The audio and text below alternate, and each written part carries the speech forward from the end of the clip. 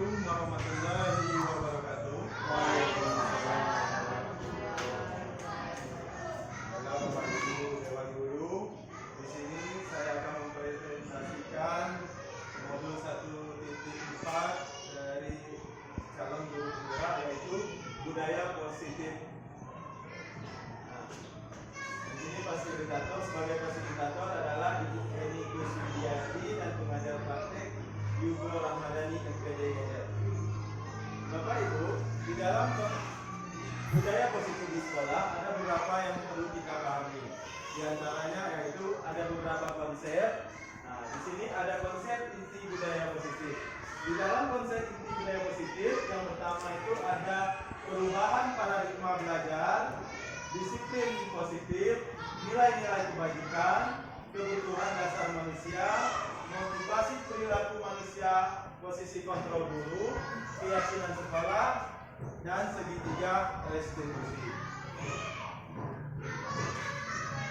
Pada perubahan paradigma belajar didik belajar sesuai kebutuhan berdasarkan tahap perkembangan sesuai teori psikologi modern untuk mewujudkan profil pelajar Pancasila. Di sini Bapak Ibu, di dalam kitab budaya positif, kita harus taat.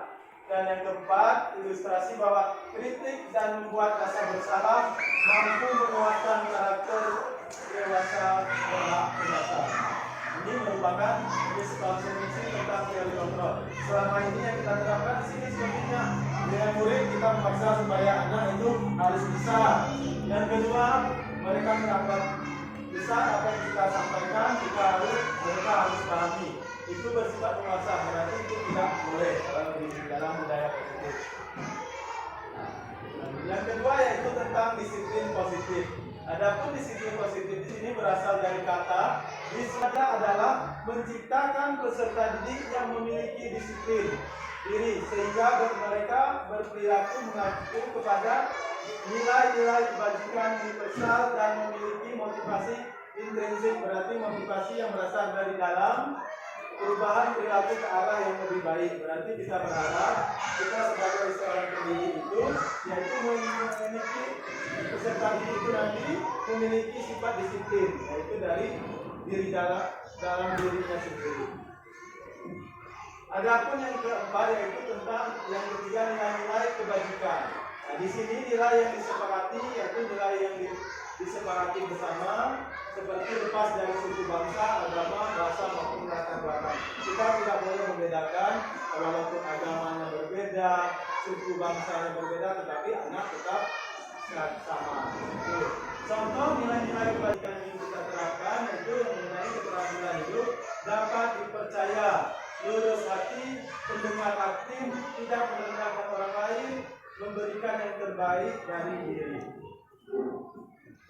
Yang kedua yaitu tentang kebutuhan dasar manusia. Adapun kebutuhan dasar manusia di dalam budaya positif yaitu seluruh tindakan manusia memiliki tujuan tertentu. Semua yang kita lakukan adalah usaha terbaik kita untuk mendapatkan apa yang kita inginkan. Ketika kita mendapatkan apa yang kita inginkan, semua yang dilakukan memiliki tujuan tertentu, yaitu memenuhi kebutuhan dasar manusia. Apa saja kebutuhan dasar manusia itu? Yang pertama seperti untuk bertahan hidup. Yang kedua, kasih sayang dan rasa terima kasih, penguasaan, kebebasan dan kesenangan. Di sini ini merupakan adalah kebutuhan dasar yang ingin manusia dapatkan, seperti kebutuhan ingin manusia, yaitu hukuman. Nah, di sini penjelasan dari hukuman tidak berhubungan dengan kesalahan yang diperbuat, bersifat satu arah, berupa hukuman fisik atau psikis. Cuma di dalam kita proses pembelajaran kita tidak boleh menerapkan hukuman kalau di dalam budaya positif. Yang kedua, konsekuensi. Hukuman berhubungan dengan kesalahan yang diperbuat, terencana, disepakati, mengikuti peraturan guru sebagai motivator. Yang ketiga yaitu restitusi. Proses dialog dengan murid yang mengajarkan murid untuk menyelesaikan masalah sendiri. Tapi keseharian kita di dalam proses pembelajaran Sebagai contoh, kalau kita berolahraga, kita anak datang kita suruh keliling lapangan sampai 50 keliling, itu merupakan bentuk hukuman. Nanti anak merasa cedera atau berefek negatif. Kalau konsekuensi, seandainya anak dia menyoret buku temannya, apa konsekuensinya? Dia harus mengganti, itu konsekuensi. Karena konsekuensi ini dia sudah ada, kita buat kesepakatan dulu di dalam kelas. Kalau seandainya anak nanti misalnya menyoret, apa konsekuensinya? Dia harus menggantikan, seperti itu. Yang paling bagus yaitu dengan restitusi, proses dialog dengan murid, mengajarkan murid untuk menyelesaikan masalah sendiri. Seandainya ini banyak terjadi kasus, anak datang terlambat, kita tidak harus memberi hukuman, tetapi kita tanya dulu, kenapa dia terlambat? Apa penyebab? Bagaimana cara dia mengatasi supaya dia tidak terlambat? Karena ini merupakan dari budaya positif yang seharusnya kita terapkan di dalam proses pembelajaran. Hukum itu tidak bagus kita terapkan di dalam proses pembelajaran, karena kita ambil kasus yaitu tidak mengerjakan tugas yang diberikan guru. Kalau kita posisi kontrol kita sebagai teman, ini biasanya kita lakukan ini. Nah, yaitu ayo dong kami kerjakan tugasnya, nanti sudah selesai kita main mohon. Di dalam proses ini sebenarnya bagus, tapi efek negatifnya ada. Kenapa? Nanti suatu saat anak ini mengerjakan tugas, saya berteman dengan guru. Nah, tahu-tahu nilainya rendah. Untuk apa? Dia menimbulkan rasa sakit hati. Dan saat anak ini mengerjakan tugas, saya berteman dengan guru. Nah, tahu-tahu nilainya rendah. Untuk apa? Dia menimbulkan rasa sakit hati dan seterusnya. Dan kedua, ini juga sering kita laksanakan, pembuatan sama seperti awal tadi.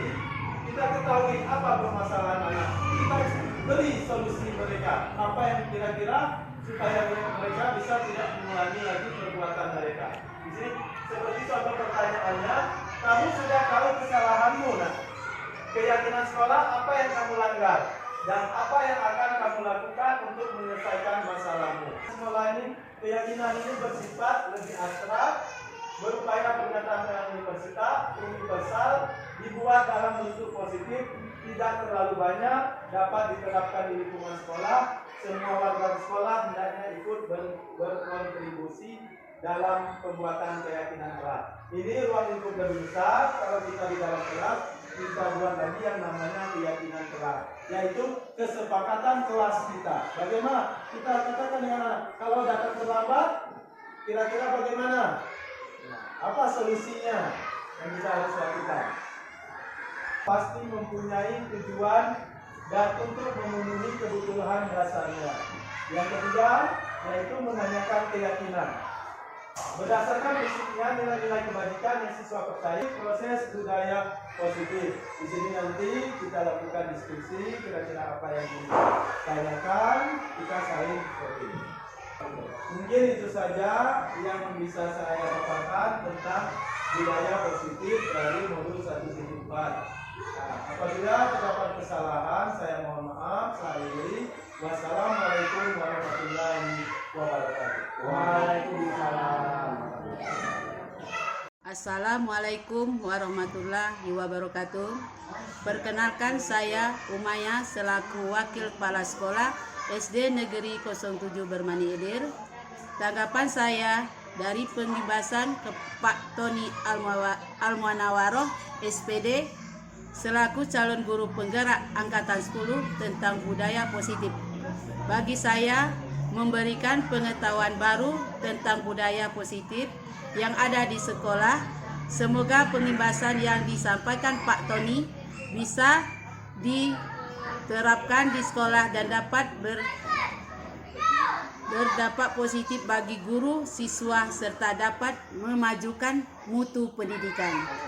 Itu saja yang dapat saya sampaikan. Saya akhiri. Assalamualaikum warahmatullahi wabarakatuh.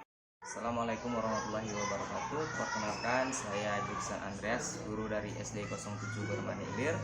Tanggapan saya dari pengimbasan calon guru penggerak Bapak Tony Almuanawaroh SPD tentang budaya positif, yaitu bagi saya memberikan paradigma baru tentang proses pembelajaran sehingga diharapkan nanti bisa diterapkan dan berdampak positif bagi murid dan juga terhadap mutu pendidikan.